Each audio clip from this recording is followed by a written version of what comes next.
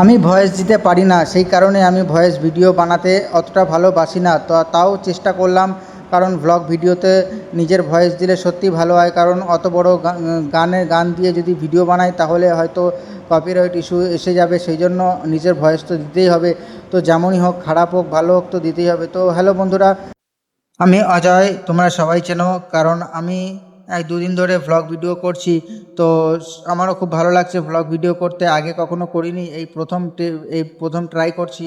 তো যাই হোক, যেমন হোক, একটু ভুল হলেও একটু ক্ষমা করে দিও।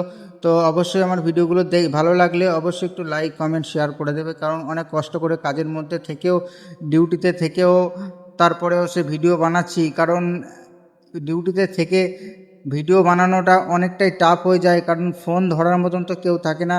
ফোনটা আলাদা করে অন্য জায়গায় রেখে তারপরে ভিডিও করতে হয়, তার মধ্যে আবার অর্ডার চলে আসলে সেইভাবে ভিডিও করা যায় না। তো যাই হোক, এখানে ছিল চিকেন টিক্কা, কারণ রাতে আমাদের ছিল পার্টি, সেই পার্টির জন্য চিকেন টিক্কা অনেকগুলো অর্ডার ছিল। তো সেই কারণেই সেই চিকেন টিক্কাগুলো ম্যারিনেট করলাম মশলা দিয়ে। আর তোমরা যারা তন্দুরি বাড়িতে খেতে চাও, তো তন্দুরি মশলার রেসিপি আমার কাছ থেকে অবশ্যই জানতে চাও, তাহলে অবশ্যই আমাকে কমেন্ট বক্সে জানাবে।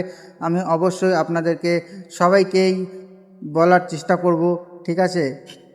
তো যাই হোক, এক এক করে আমি এই কাবাবগুলো এক এক করে সালিয়াতে লাগিয়ে এখন এগুলো আমি তন্দুরি ভাটিতে ঢালবো। তারপরে জাস্ট কিছুক্ষণের মধ্যে আমার কাবাব রেডি হয়ে যাবে। তো তোমরা দেখতে থাকো অবশ্যই ভিডিও, আর যদি ভালো লাগে তো অবশ্যই একটু লাইক কমেন্ট শেয়ার করে দিও। তো যাই হোক, অনেক কষ্ট করে এই গরমের মধ্যে ভিডিও বানাতে হচ্ছে। তো সেই কারণেই সবাইকে বলবো, সবাই একটু ভিডিওগুলো শেষ পর্যন্ত দেখে একটু লাইক কমেন্ট, পারলে একটু শেয়ার করে দিও। তো স্যালাডগুলো কেটে নিলাম মাঝখানে। তো অবশ্যই ভিডিওটা কেমন হচ্ছে